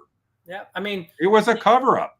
If I were still working for Mike Logue to get elected a second time, I think you know that how I felt about Mike's performance as a trustee. I called Tammy and asked her to run against him, as you've been told by her. I absolutely wanted to see Mike get a reality check, because he's gone off the deep end. And most of the people, they wanted to be honest. And this is the sad part about politics. It's friends over performance. Most of the people that still support Mike don't support him because they believe he's performing great as a trustee. They're supporting him because they feel bad, or they're his friend, or they want him.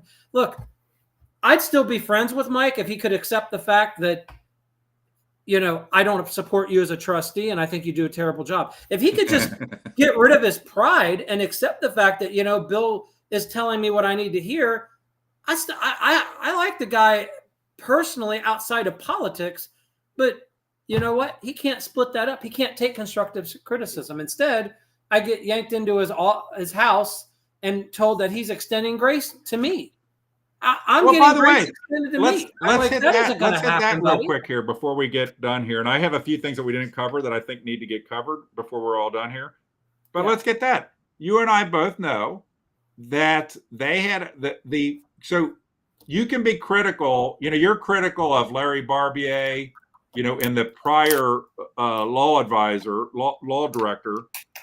with Union Township. Okay, so the guy that what happened? How did we get Cody? How do we get what's his name? Who's the current law director? I can picture him. Is this the guy that you debated or that you had a case against? Yeah. All right, I'm going to share something that I shouldn't probably. Well, it was against Union Township. So. Yeah, I watched you and him go at it in court, and at one point, the judge had to remind him where he was at in his own case. That guy is an embarrassment, and I called Joe when I was still living in Union Township, and I said, "Look, this guy sucks. You need to get rid of him." Brody Conover, his name. It just came to me. Yeah. So, and you and I both know, because it's true, they met at Logue's house while there were trustees-elect with the plot on we're going to get rid of Barbier and put Brody in there. And they met with Brody. That's why there was never any public contract negotiation with Brody, because they had done the negotiation at Michael Logue's house. Do you dispute what I'm saying? I was told that happened. I wasn't there. Yeah, I don't technically. It's in a gray area because Logue and Dills weren't. Dills and Becker weren't sworn in yet. But I think it was illegal because they were acting in their capacity in a meeting basically. And then they had the meeting down in the basement, right? In the Queen City room. They had a meeting that they didn't let the public into, and claimed it was not okay to not be an open meeting because they had not yet been sworn in. So they had, I had like a few things here. Well, before you get into that, I'm going through the Change Claremont archive. Okay. And there was a post you put a long time ago, packing the GOP with employees, and it was Mark Tucolvy and all the people he had put in there, the risks of political prosecutor. And I wrote a post against you that said, "Another day, another life. For the record, Mark Tucolvy is not stacking the deck in the GOP. The false narrative fails to state that several members of the prosecutor's office already served on the GOP, blah, blah, blah." All right. I owe you a huge apology for that post. I was 100% wrong. I was 1,000% wrong on this post because now we realize the DAC has clearly been stacked, not just in the prosecutor's office, but trying to be stacked now is in our judges, because they're trying to cycle the prosecutors. Katie's now trying to get a job, and I don't think anybody from a prosecutors in the county should get a job within the county for judge, and there should be like some delay, 2 years, 4 years, whatever. There should be a waiting period that you have to leave the prosecutor's office and wait 2 years before you can. I don't know what the law should be. We should just be. We don't want to have a judiciary controlled by the prosecutor's office. Well, that's what's happening. It happened. Yeah, that's what happens. Yeah. By the way, so since you gave me that, I'll give you that. I'll be honest. Like when you get, that I wasn't hard enough on Union Township. I'm being sincere in that. Part of that was because I never felt like I had issues with Union Township, and whereas anybody else I dealt with, like the county, it was like you had to scratch and claw and beat people over the head to get anything. And my personal experience with Ken Geis at that point was that when he made a mistake, he admitted it, like the records thing.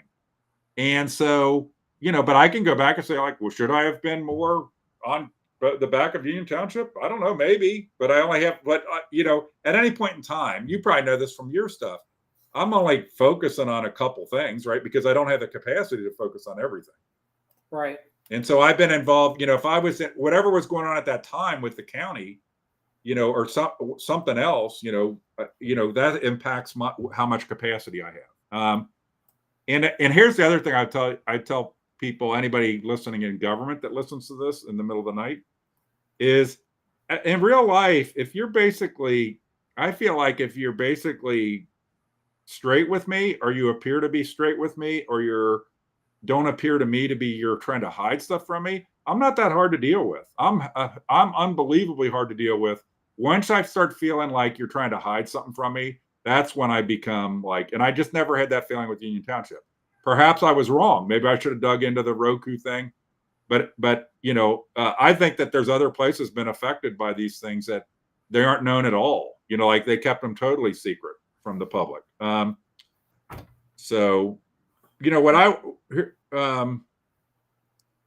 There's two things that I want to hit on because I looked into them because I thought you might ask about them.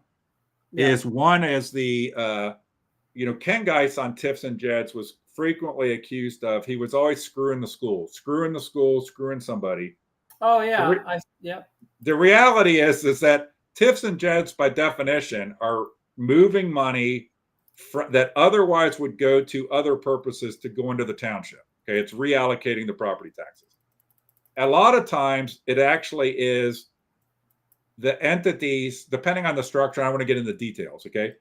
The entities that are not getting their fair share are still getting more money than they would have gotten because of the increase in value. If you get what I'm saying, Bill, like, when you take a land that was worth $1 million and now it's worth $100 million, just the inside millage and stuff becomes a much bigger amount of money, okay? So he was always accused of these Tiffs and Jets. And I've come to know over time, and I think I've dug into it enough, that Ken Geis on Tiffs and Jets always made the school district whole. They always made the school district whole, okay? And I'm going to talk about West Claremont, then I'm going to talk about Milford. So so the TIF and JAD was not taking money away from the schools. So what he didn't necessarily do that with the library. So there'd be a legitimate complaint. The library, senior service, all the other county stuff. He wasn't making them whole, right? But he was making the schools whole, the local school district. And so on West Claremont, the funny thing about it is there's a couple of stories around West Claremont that I think have been smear jobs or not correct. One was there's people that will point out, like, well, here's a TIF where the school didn't get anything out of it. And that's true. There's like 1 or 2 TIFs that West Claremont did not get money out of. What they got instead, though, was their main offices. So West Claremont has those offices in the Union Township building, I think until like 2034 or something like that. It's it's pretty still long in the future. They still have and for one, in negotiation over one of the TIFs, in lieu of taking money from the TIF, what West Claremont got was their offices that they're still in today. So it's a misnomer. The other thing was that I just thought about here is the wing guy that supposedly Ken Geis screwed him on some building deal. That is totally ridiculous because as part of the TIFs with West Claremont, the ones where instead of money, this township provided with them, they provided them with their offices. They provided them with their bus area wherever the buses go, wherever they park at night. That's the township provided that. And they had to provide, I think it was room for food service or something like that. They had to provide room, floors, real estate for food service. So there's a building by where the Chamber of Commerce is. That building was on the market. The wing guy was trying to buy the building. The wing guy dropped out of the negotiation and actually had, I believe it was in writing, I'm out on the deal for the building. After that, the township and Ken Geis made an offer on the building because they needed to get the square footage for a deal they had with West Claremont to provide more office space for them. The township proceeds to buy the building. Then the story becomes Ken Geis screwed the wing guy. The wing guy had announced that he was out. And I describe it to people as like, you and I do this. You might negotiate like a car dealer, like, no, I'm out. I'm not buying this. And then you go home and you expect, well, they'll call back. Well, the wing guy told him he was out. And then after he was out, the township bought the building primarily because they needed the space for West Claremont schools because they had a deal where they had to provide this office space for West Claremont schools. And I believe it's still the same today. I believe the building, like some of it's, by the way, in terms of the genius of Ken Geis, my understanding is they bought the building, the schools got the real estate they needed. There's still some of the building that's leased, and the lease payments of the people that have to pay the lease payments basically cover the whole cost of the building. The same thing happened, by the way, with TQL. When they built TQL and then the whole economy crashed under the George Bush crash and nothing got developed. Anybody knows nothing got developed in that whole area for like years and years and years. But that deal had been structured that if the only thing ever built there had been TQL, that it wouldn't put the township in a bad position. And I think that's the kind of stuff that Lloyd Akers got to respect, was that even in the deals that Ken Geis put together, it was set up in such a way that even if it went bad, the township would not get their ass in a sling. Same thing happened, remember, with Bean and Brew, not Bruinview. So Bruinview, that is now RJ's. The township had some deal there, but when Bruinview went under, the township was protected in the deal. So there's a lot of these things. I think that if you look at the townships around Union Township that are urbanized townships, Anderson Township, Miami Township, Pierce Township, Union Township has made incredible progress in a relatively short period of time. And that's all because of Ken Geis. And if you look at not all because of Ken Geis, that would be arrogant, but if you look at the Eastgate South Side, we haven't talked about the mall at all, but the Eastgate South Side, which is where Jungle Gyms is, that's all rebuilt. Largely, any retail nowadays is going to have problems going forward, right? Because people, but that's all built. It's night and day compared to the other side of the street of 32, which is the mall area, which is super complex and has a lot of covenants built into the deals there. And, Ken Geis, and I'm going to say he's 100% right. He was 100% right. Logan, these guys came in there thinking we'll do some whiz bang plan and that'll get Eastgate Mall moving and everything will be perfect. And that hasn't happened. Now we have a more blighted mall than we've ever had because Sears started the demo and Kroger started the demo of the Sears stores, and that stopped because it violates the covenants at the mall. So the point I want to make is that mall still needs to go down in value more before there's ever going to be a resurgence there. That's what Ken Geis always said. And he's always said, we did a thing on it. Ken Geis and I did a live stream on it that people can go find, talking about Kroger in particular. I remember. Is that and I think he's right on. He's like, at the way back when the trustees were talking about putting money, we're going to put $1 million in, all this kind of stuff. His reaction to that was that's only going to slow down the inevitable additional decline that needs to happen there to get it to turn around. And that's what's happened. By putting money in there, let's say you and I own some of those parcels and we're like, this place sucks. We got to get out of here. And we're ready to sell. But then the government comes in and starts saying, we got $1 million. We're going to pump money into this thing. Then we're going to be inclined let's hold on. Let's not sell right now because maybe we can take the government for something. And so that everything that's happened at the mall has only slowed it down. So my point is, you can love or hate Ken Geis. You can love or hate Tiffs and Jeds. You can love or hate all these things. But it has done phenomenal things for Union Township. In the dumb shit in Union Township and the corrupt shit like the Doug Walker era, that tends to happen when Ken Geis is not there, not when he is there. And so the last thing I wanted to hit on, I think, that I hit on here, there's two things. Do we even have any watchers at this point? We're at hour and 36 minutes. We do. Awesome. So the Milford, I thought we were going to have, you and I had agreed that these were going to be kind of open-ended. Oh, yeah. No, they are. Because we wanted to make sure to get it all out versus where I'm always one pounded on the. So the two last things I had was because one of the things I went down the whole West Claremont thing is Milford schools, because it got to be somehow Ken Geis was trying to screw Milford schools. And the reality is, I went back and looked this up on my Facebook page and I did some more digging a little bit, but so people that live in Union Township down in the Polo Fields and Terrace Ridge area, which is Milford School District. I don't know that people know. I think you know this, Bill, but there was supposed to be a Milford school built there, an elementary school built down there in Union Township for and a firehouse. Yeah. So I know the firehouse got built there now, but I don't, I wouldn't dispute that was part of the original plan, but it was, but it got built with COVID money, not TIF dollars. So okay. So the schools, there were two things, is that there was a deal with Milford schools on a TIF, I think in the Terrace Ridge area, that they were going to build a school down there and the township was going to either build it for them or provide them the land. Okay. And also, I don't know if you know this, that Milford Schools was going to move its headquarters into its offices into Union Township. Not necessarily there.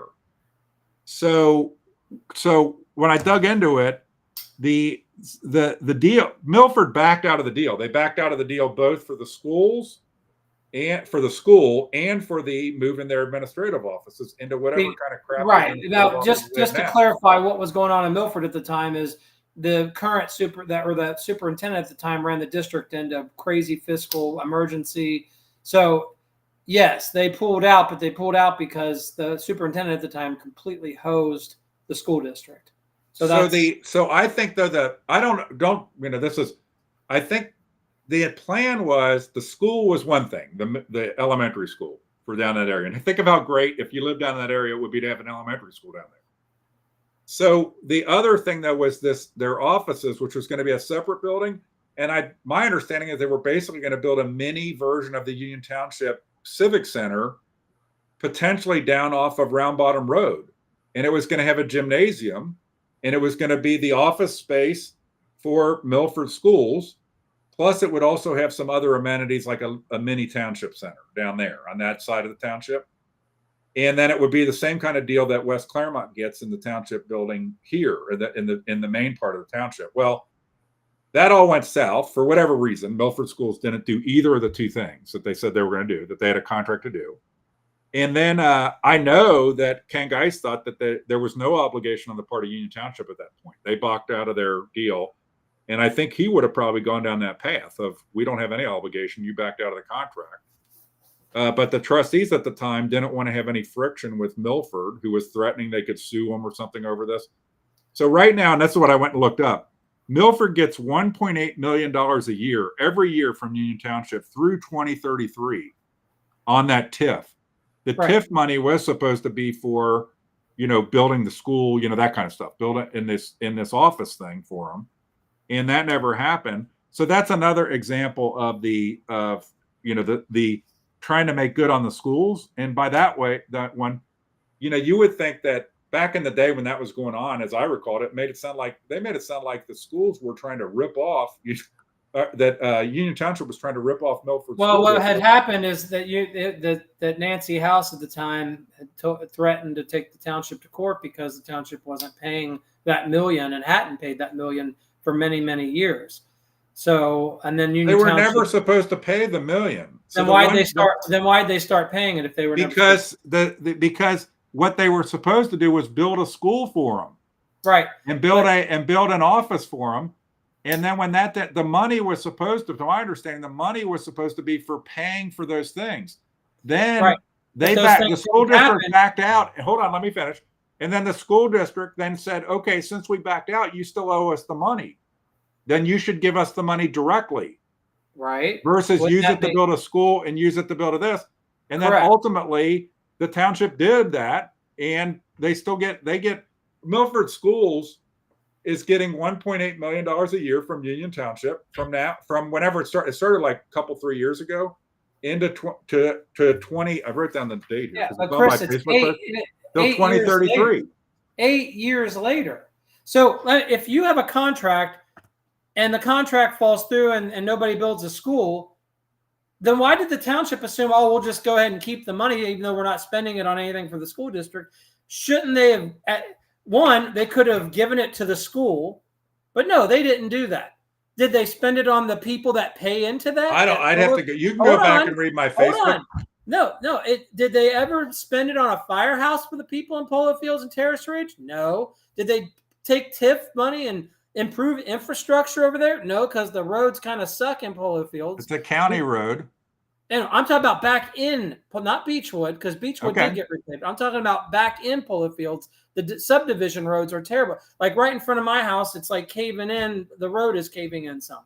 So my point is, the township kept all that money and used that money for other areas of the township. I don't know. They didn't give it to. No, they didn't. They didn't do anything to improve that. We have no firehouse. Somebody died over there because the response time was like 14, 15 minutes to get to the guy, and he ended up dead. I called the ambulance for my daughter once, and it took them it was like 14 minutes to get back there. So there was no firehouse. There was no school. There was nothing. They didn't do anything to really improve anything for all the millions of dollars they held. They should have either given it to the school or did something on that side of the township big to help the residents. I don't know about, all I know is that they're paying $1.8 million a year to the schools from 2 years ago through 20. And by the way, I don't know, I don't really take, it's kind of like saying, so Milford had a contract with Union Township and Milford did not honor the contract, period. End of discussion. Milford did not do their part of the contract. So you think it makes sense because the Union Township gets to keep the $1 million a year? I don't think Milford's entitled to things. But those residents are entitled to that money. Because it's their money. Well, it's our money because I lived over there. Well, hold on a second here. So it's tax money. It's it's property taxes. So you just said earlier in this call that TQL shouldn't get a slice of the money. That's a JED, Chris. That's a JED, not a TIF. TIFs are different. But so I don't know how that money, where all the, I'm not getting the mechanics. I'm specifically on the point of there was a contract with Milford Exempted Village School District to both put their offices in Union Township and put a school in Union Township. Money from the Terrace Ridge TIF was going to pay for that. Okay. They ultimately reneged on the contract. Once the contract was reneged on, I don't know how much gap there was between that was totally done, that they were totally out. It's 8 years. And when the payment started, but 8 from years. like 2-3 years ago, they've been getting 1.8 million a year, and they'll get that Maybe money 9 through 2033. I don't 8 know that they're entitled to any of it, really. I think it was just done to avoid litigation. Not Milford schools that are entitled to it. The people over there in that site. If the township had Well, built then the you sh- firehouse, if the township had built a firehouse, I wouldn't be arguing this point. But the people over there got nothing. Nothing. When you say they got nothing, I don't. Drive don't down you think Beechwood that, Road. Tell me one thing they got. So don't What you did they think get? that? Hold on. Don't you think that they got a who put the cut in between there and River's Edge? That happened way before this. But anyway, whole life. So the my point with this was, you can go. If people want to protest, then they should go protest that Milford gets that money. I did, and we got it. I mean, we did. I'm saying the people that live there should protest. Why does Milford School District get the 1.8 million when they never built us a school? Oh, that area was supposed to have a school. It doesn't have a school. But Milford School District is still getting the money. Maybe what they could do is get that stupid HOA price down, and take the money and apply for that. So, or we had to pay for. I had to pay for street lights, 40 whatever a year, just to get my street lights turned on over there. I'm paying. We have to pay that. And we have to pay that where I live. Yeah, it's like anyway. So what's your last one? My last one I had on here, that's of any importance, is the this. And I have to put these reading glasses on because I can't read it, because I printed out a thing from my Facebook page. And I think this was from 2020, but it's another Linda Fraleyism. Just to give you an idea, Bill, and you might be aware of this, but because Linda Fraley hates Ken Geis, and because he's always been demonized for doing TIFs and JEDs, okay, what she has done is she's done predatory valuations on the TIFs and JEDs. Okay, so as a result, it causes the amount of money that comes off a TIF or JED to be less, because the auditor has the right, makes the valuations. So just to give you an example, and I believe these are 2020 numbers because that's when this was on my Facebook page, the kind of time frame of this. Okay. So, Walmart in Union Township, right? You're familiar with Walmart in Union Township, Bill? Mm-hmm. Okay. And you're familiar with Hobby Lobby in Union Township. Right. Walmart. Did you know that Walmart is valued at, which is a TIF. Walmart's a TIF. And the valuation of the Walmart property is $537,000 an acre. Okay, $46 per square foot, if you look at it from the standpoint of the actual building. Okay. $537,000 an acre, $46 per square foot. Hobby Lobby is valued by Linda Fraley at that time, and it's probably still the same, but at $1.2 million per acre and $142 a square foot. Hobby Lobby is not a TIF. Okay. So this is an example of the outrageous valuations, low valuations that Linda Fraley puts on TIFs, because this is something that should be investigated. And I'll give you So this you're one saying, other. hold on, so I can be clear. So you're saying Walmart that whole thing is only valued at $540,000 per acre. So valuations for real estate is how much is it valued per acre and per square foot of the actual building, like the Walmart, Right. So if you look at Walmart, Walmart's two parcels, the parking lot and the store is a different. What is it, like 5 acres there? Yeah, whatever it is. So, but if you look at the combined Walmart, it's $537,000 per acre, mm-hmm. $46 per square foot, okay, of the actual retail area. Hobby Lobby, is $1.2 million per acre, $142 per square foot. So more than double Walmart. Hobby Lobby has more than double the valuation on both per acre and a per square foot of building than Walmart. And the difference between them is one is a TIF and Walmart's a TIF. And I want to give you another example, then we can talk about it if you want. We don't have to. The Walmart in Milford, the total value of the Walmart in Milford, I believe this was again the 2020 appraisal, $11,821,000. And the Walmart in Milford is not a TIF. The per Walmart acre? in what? Per acre? Total. I'm giving you a total now. Total. Okay. But you know the Walmart in Milford, right? You've probably been to the Walmart. Yeah, that's where I go. it's 11.8. I believe it's less acres in total than the Eastgate Walmart. If you look at that whole place, but I don't know. It's $11.8 million. The Walmart in Eastgate is valued at $8.4 million in total. So the Walmart in Milford, that is not a TIF, is valued $3.3 million more than the Walmart in Eastgate. And the Walmart in Eastgate, now I don't know that they can use this, but the Walmart in Eastgate is more valuable. It does way more business than the Walmart in Milford. Just on every basis of valuation, the Walmart in Eastgate is a more valuable valuable property. Why would the property that's TIF be undervalued? I'm trying to connect because when the property is TIF'd, what happens is the money, instead of going to the county, I'm being simplistic here, all those county levies, library, senior services, instead of that money all going to the county, aka Linda Fraley and the commissioners, it instead goes to the township.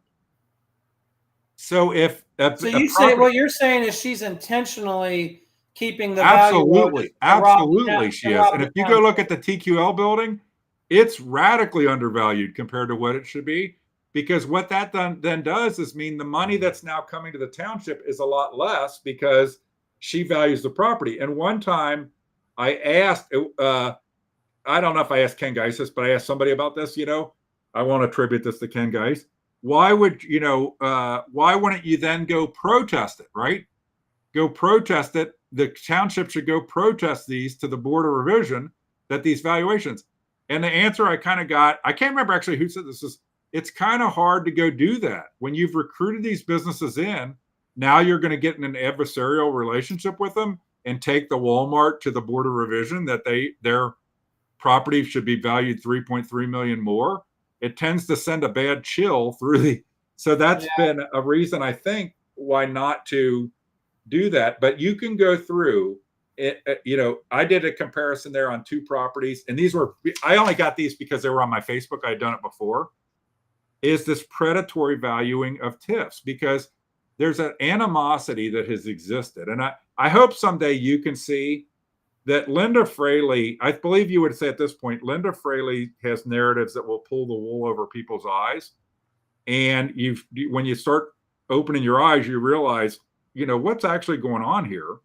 And, I think there's just a lot of animosity, because if you and I both tried, what's the biggest in the last, I don't know, we can go 10 years, but let's say in the last 5 to 10 years, what's the biggest county economic development project?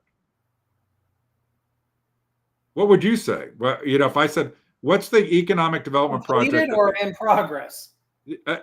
Either way, completed or in progress. That would be the Purina plant, right? Okay. So that's it. So that's going to be like a total of like 300 jobs because it's all automated. Right. The design within reach distribution center. Painter said there. Hold on. I thought Painter had that listed a lot more jobs than that. The contract they have is only for like 300 to 500 jobs. I can't remember the number off the top of my head, but that whole area out there, that whole South Afton area. So if anybody's listens to this that, wonders South Afton, well, that's out in, Williamsburg Township. Okay. And that's the biggest economic development project. It was a David Ubel original idea to do it. It was promised that the area was going to deliver 1,800 direct jobs, and combined with once Purina is eventually some year online, the distribution center for design within reach and Purina, those are the only two things going to be there. And that is going to be those things are going to be less than combined, less than I think 500 to 800 jobs. For some reason, I'm going back to 2020. I'm looking at this article. I thought it said a lot more than that, but I'll have to find it. But it was way more. At the contracts for it. My whole point is, even if you doubled that number, to 1,000 to 1,600 jobs, that's the biggest other than that, you and I can't think of any other big county economic development project. We've got nothing has happened at, for example, the old Beckjord plant. Okay. Right. You have the TQL, you have the, not TQL, you have the FC Cincinnati Milford visitor place, which, or a training place that pays zero taxes, creates no jobs effectively, and delivers no infrastructure. So my point is, the county is completely incompetent at economic development. They have I think a 6 to 10 person economic development department. And what do they do? These were the facts on that. State of Ohio provided $2 million state job credit. The Williamsburg School will receive in lieu of taxes pilot payments of $320,000 per year minimum, the exact value to be determined. Village of Williamsburg and Williamsburg Township will share the 1% payroll tax, approximately $10.5 million per a previous agreed distribution of 15% to the village and 85%. Wow, that sounds familiar, to the township. Claremont County Commissioners purchased the property for $4.9 million and invested $2.7 in infrastructure. Claremont County taxpayers received $1.4 million from design and $6.95 million from Nestle Purina for the sale of the property. So if we bought it for 4.9 and the Purina bought it for 6.95, that means the county made roughly $2 million. That's all smoke and mirrors numbers. Okay. But I'm not. I didn't. We can have a discussion just about South Afton, and I can go get myself up to. I'm not educated on it. But I just can't remember. But it is 450 new jobs that will support a family. That's what. Okay. So let's take that. Okay. Let's use that number. Okay. The contract only requires like 300 jobs. The actual contract, because I got the actual. So that's what I remember. It's like 3. So the 500, the design within reach is like 200. Okay, so we're like at 700. And if you go look at South Afton, that was promised to be 1,800 originally. But suffice it to say, for the discussion you and I are having, the county has not done anything. And where people should be really pissed off and where the county should be seeking out Ken Geis to help them is they lost 2 power plants. And those were good family supporting jobs, and they haven't done anything hardly. So that's what's the interesting argument here is like, Ken Geis is this rainmaker that you keep saying, but why is no one in the county use him? Because they get attacked and demonized by Linda Fraley. So Linda Fraley is going to be gone here soon. So do you think that's going to fix the problem? I don't know. I don't think Ken Geis really. The other thing you have is that Ken Geis, I believe, is in high demand other places. So in Butler County, Warren County, so what's so a tragedy for our people is that we had the number one, I'll say he was the number one economic development guy, certainly in the region, in Union Township, that had a fierce loyalty to Union Township and was getting paid under market wages to be the administrator for Union Township, working 60 hours a week at least. And the guy got nothing but consistently delivering winning projects, and that deliver real jobs, real results, real new infrastructure. And he got smeared and demonized. He still gets smeared and demonized every day. And the people that suffer for that ultimately are the people that live in Claremont County. Because, if I use that example, there might, people that worked at a power plant out in Moscow, or down at Beckjord, they aren't going to come work at TQL, right? They're not going to be, that's not going to be their next job. I'll be a sales rep at TQL. It's different kind of person, different kind of skills. But my point is the county, instead of demonizing people that have talent, I think there's a culture. See what your reaction is to this, Bill, there's a culture in the Claremont GOP, and then that culture cascades into government that is actually demonizes the people that have the most talent. And so when you get people that have a lot of talent, like let's use an example, okay? I think that Cindy Alvey had a lot of energy and a lot of talent. Would you agree with that statement? Did? Yeah. Okay. Yeah.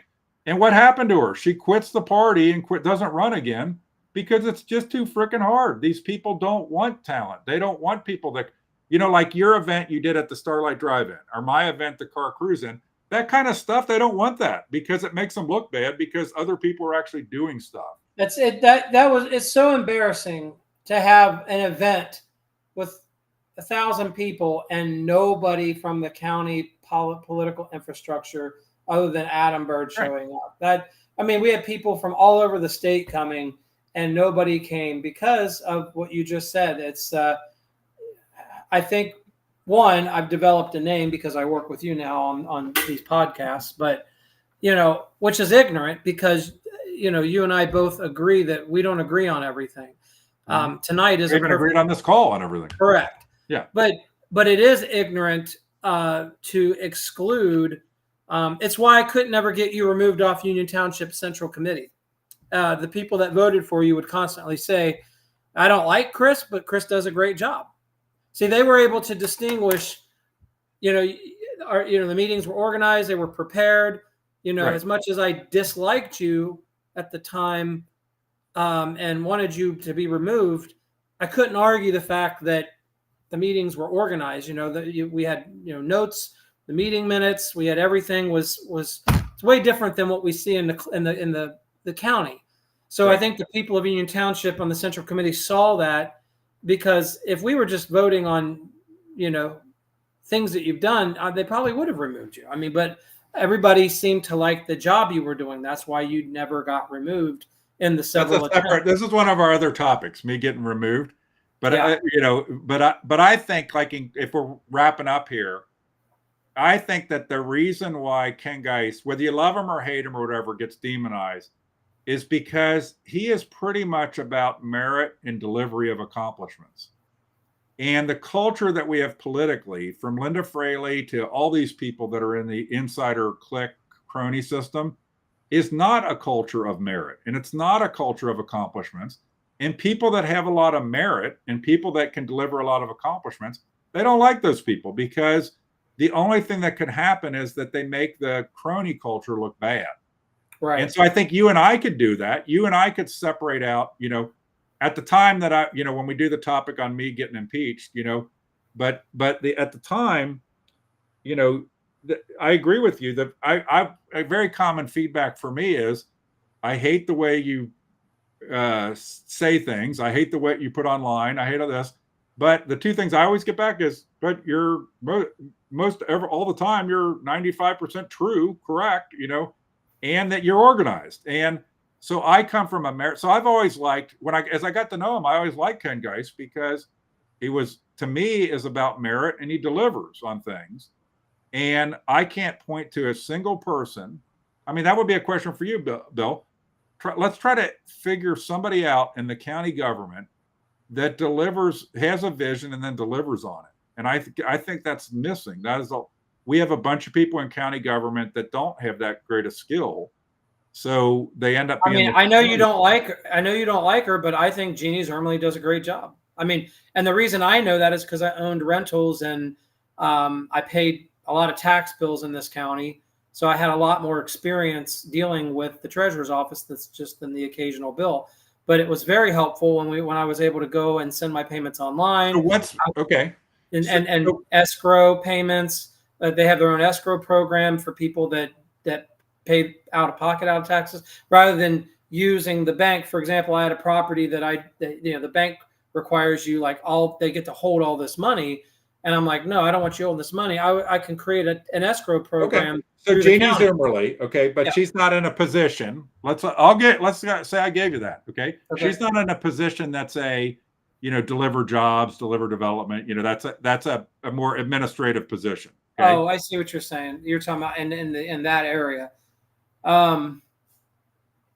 Yeah, I mean, and you're just talking about county, not trustees. You're talking about county. Yeah, county, because there's only a handful of people that have that influence. That would be the commissioners. Whoever's the economic development director now. I don't even know who is. Okay. These people on these boards, like the Port Authority board, they're all a bunch of nothing much happens. I'm not going to argue with that. I mean, the Port Authority has been a mess for years. All these things that are supposed to be for development, Port Authority, CIC, that kind of stuff. And we can have a whole nother discussion. We can end this here because we have. Yeah, we're going to need to, because I need to go eat dinner. but all those things are that's the thing, is that you can love or hate Ken Geis. I don't think he's ever done anything that I thought is credibly unethical. I don't think he's certainly done anything illegal. I think that Linda Fraley and team would get him arrested on that instantaneously. But I think it opens, no matter how you feel about him, it probably opens to me a bigger discussion of who in our county is upset every day in our county government about the inability of the county to deliver jobs to parts of the county that needs jobs, like where we've had 2 power plants close, and a Purina plant that's how many, what we're like on year 3 of building the Purina plant? When is the damn thing going to be done? So, hey, Bill, I appreciate you spending the time. Hopefully this was our first attempt at this. It's a little over 2 hours. I think this was going to be our most controversial topic. I don't think the other ones are going to be near as debatable. But Union Township was probably the top. But hey, one thing, anybody who's watched this whole thing, thank you. Okay. Yeah. It is, but now we've done something here that there is a 2 hours of talking about Ken Geis that is going to be online forever until the nuclear bombs start flying in World War III. But it's good. It's so people can come back and listen to it, and right now, you and I, if there was somebody that had done this, if the technology existed, about Archie Wilson or something, real time, that would be very valuable to listen to now, right? To learn about some of the things in the past. So anybody that's stuck with us, thank you. Bill, thank you. I think this was a good idea to start talking about these topics. And I think the next topic on the list is my suspension. Yeah. So I would like to, we'll figure out offline when we're doing that one. But thank you, everybody. Thank you, Bill. Any closing thought, Bill? Nope. Everybody have a great night. We'll see you in the next one. All right. Bye.